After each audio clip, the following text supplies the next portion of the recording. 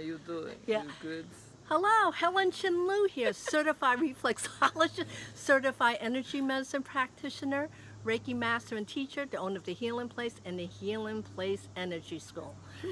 And here's my buddy, my partner. Maria Salomão-Schmidt from Coach Me Maria. You can always go to coachmemaria.com, also on Facebook, and author of 10 Years in the Making, Finally Full of Yourself, Unlocking Your Spiritual DNA.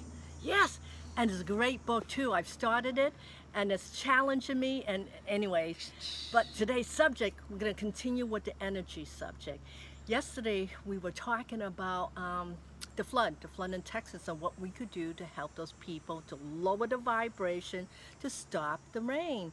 And Maria and I, we were talking about pain, the various form of pain that we do to ourselves unconsciously every single day, and we have no recognition, and then all of a sudden we're living a robotic life. And pain comes in so many different forms. We were talking about, yesterday we were talking about emotional pain, there's physical pain, and there's spiritual pain. And people go, what the heck is all spiritual? You know, people understand physical, but emotional, but what about spiritual? You know, since we do so much what I call energy work, how have you seen spiritual pain? How does spiritual pain show up in your life? So spiritual pain is, so this is your 7th chakra. I love how like the sun is shining on my 7th chakra. Woo! Right, you can do the both. I was like, whoa!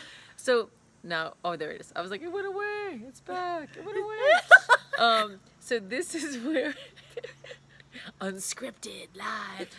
This is where you have your flow to universe. Like, this is where you get your ideas. You don't go, oh, I got an idea.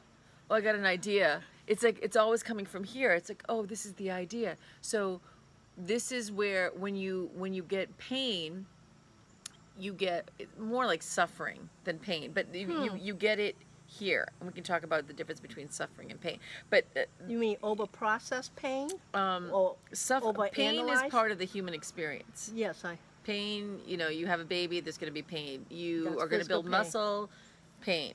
You're going to, you know, go beyond what your limits are, there's going to be pain. But suffering is when you think it shouldn't be. When there's a should, shouldn't be someone else, or should be this, or I should do this, or your body should look this way, or you should have this career, or this husband, or this wife, or this partner, or this whatever. It's the should that is the difference. it's a difference, so to speak. Because whenever I hear the word should, it always reminds me what I'm not doing. Does that Right. make sense? So describe more about what you mean by that. So this is guilt. It's like an automatic download of guilt.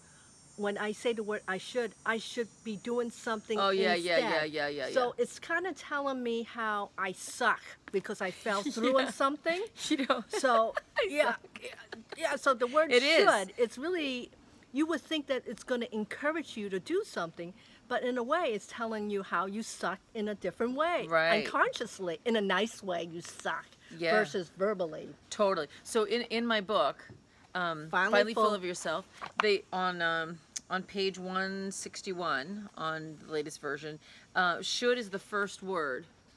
Should is the first word that words associated with being out of alignment, or what I call in the herd operating system. When you're following someone else's directions, you've cut off. We talked about like flow. We've cut off our intuition. We've cut off our dreams. We've cut off, you know, our natural flow because it doesn't match what the herd wants us to do. Well, and we're also afraid we're making a mistake. Right. Well, what's the right way? What's the wrong yeah, way? and the That's what gets you judgment. right. So there are all of these phrases that gets you back into stuck into the herd. Huh. Right. So like it goes back into the should. So if someone like loses their job, or someone they say, oh, what should I do? Well, should. Then whatever answer you answer from that question, from a neuro-linguistic point of view, NLP point of view, you are going to be out of alignment. What should I do will never get you in alignment. Sorry. And then, you know, I also think too, the word should also spiral you down, because again, it's telling you what are my options? Absolutely. And especially if you feel like it's pushing you out of your comfort zone and you're too afraid. You're afraid of making a mistake, or you're afraid of being judged, or you think it's too late. Think about all the why we use the word should. It's really... It's a punishing word. It's a punishing. And it's a punishing word. So it's a mean word.